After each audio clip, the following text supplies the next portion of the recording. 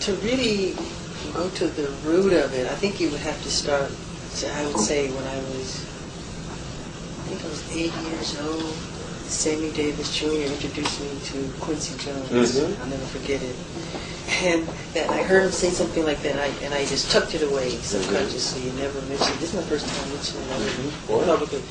But I never thought about seeing Quincy again. So years later, Motown was preparing to do this movie called The Wiz, and it was with Diana Ross, myself, Nipsey Russell, and Horn.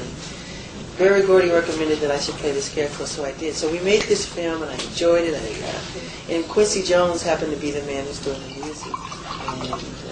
And I've heard of Quincy before when I was in Indiana as a child, because my father used to buy jazz albums, and I knew him as a jazz musician. He came with this killer. He's this little German guy from Worms, Germany. This little white guy from Worms, Germany comes with this, and this whole melody and the chorus. Rock with you. Wow. So when I heard that, I said, okay, I have to really work on it. So the first thing I presented was Don't Stop Till You Get Enough, and that's the one I wrote for. I wrote Don't Stop Till You Get Enough, and I think it was, how many did I do? I think I did 3 or 4 on Off the Wall. I'll think of them in a second. So every time Rod would present something, I would present something. But I love working like that because I used to read about how Walt Disney used to, if they were working on Bambi or any animated show, they'd put a deer in the middle of the floor to make the animators kind of compete for different styles of drawing the deer. So whoever had the most stylized effect that Walt liked, and he would pick that, and they would kind of compete. It was like a friendly thing, but it was competition because it breeds higher effort. So whenever Rod would bring something, I would bring something. He would bring something. I would always want to do music that influence and inspire people, each generation.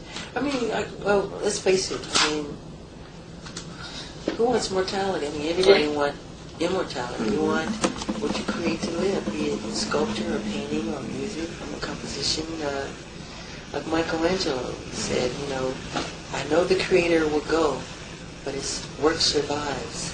That is why to escape death, I attempt to bind my soul to my work. That's how I feel. I give my all when I work. Because I wanted to just live and just give all that I have, Yeah, it has to be. What I do is when I work, I'll do a raggedy, rough version, just to hear the chorus, see how much I like the chorus. If it works for me that way, when it's raggedy, then I know you really go in. That's at home. Is it? That's Janet, Randy, me. Really? Yeah. Wow. Janet and I go, hoo, hoo. It's very important because we had Quincy calls me a nickname. Nelly came from because, Spielberg calls me that. Because, especially then, I say some swear words now. Especially then, you couldn't get me to swear. So I said, that's a smelly song. I mean, it's so great. You're engrossed in it. And so he would call me smelly. Working with Quincy is just wonderful because he lets you experiment and do your thing, and he's genius enough to stay out of the way of the music. And if there's an element to be added, he'll add it. And he hears these little things, like for instance in Billie Jean, I came with this piece of a bass lick and the melody and the whole composition I brought. But then from listening, he'll add a nice riff. Ever since I was a little kid, I used to always study composition. It was Tchaikovsky that influenced me the most, I think. And of course, Debussy, who I love very much. What I love, like if you take an album like Nutcracker Suite, every song is a killer. Every one. And I said to myself, why can't there be a pop album or an album with every... Because people used to do albums where you would get one good song and the rest were like B-sides. Or they would call them album songs. And I would always say to myself, why can't every one be like a hit song? Why can't every song be so great that people would want to buy it, or you could release it as a single, that everyone could be a single. So I always tried to strive for that, and that was my purpose for the next album that I did. That was the whole idea. I wanted us to be able to just put anyone out that we wanted. Yeah, and I worked hard for it.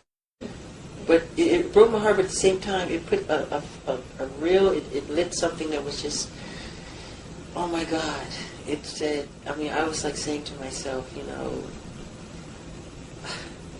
I have to do something where it's refused to be ignored. I mean, and I came with the Thriller, and every time I was trying to always outdo myself, and Billie Jean, they said we won't play it. So Walter Yetnikoff, who was president of Sony at the time, he said, okay, we're pulling Streisand, we're pulling Broadway, we're pulling Chicago. And when they played it, it set the all-time record. And they were asking for everything we had. They said, we're pulling Streisand, we're pulling Chicago, we're pulling Neil Diamond. That's what Walter Yetnikoff said. And after they played it, they were knocking our door down. Because it brought in, then Prince came, it opened the door for Prince and all the other black artists who, because it was 24-hour heavy metal, which is a potpourri of crazy images. And they came to me so many times in the past and they said, Michael, if it wasn't for you, there would be no MTV. They told me that over and over personally. I was at the studio editing Beat It. And for some kind of way, I happened to be at Motown studio doing it. I had long left the company at Motown. Yeah, and I was there, and Susie Ikeda, who was a sweet, lovely Japanese lady who I adore. This is the lady who used to, when I was a little boy at Motown. Her job was to keep my head in the microphone. I had a little apple box with my name on it, Michael Jackson. And this little Japanese lady's job was to keep my head in there because I like to dance when I sing. So she kept my head in the microphone. She happened to be at the studio, and she asked me when I was working. I said, I'm editing this thing I just did. It was Beat It. And she watched it, and she said, she was catatonic. She said, oh my God.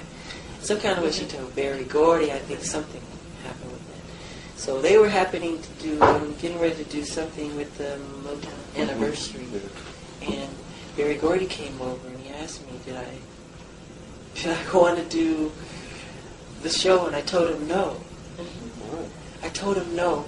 I said no because the Thriller thing I was building and creating something I was planning to do, and he said to me, what is the anniversary? I said, and this is what I said to him. I said, okay, I will do it. I said, but this is what I said in these very words. I said, I will do it if you, because I know it's all Motown artists and it's all Motown songs. I said, you have to let me do, I said, the only way I'll do it if you let me do one song that's not a Motown song.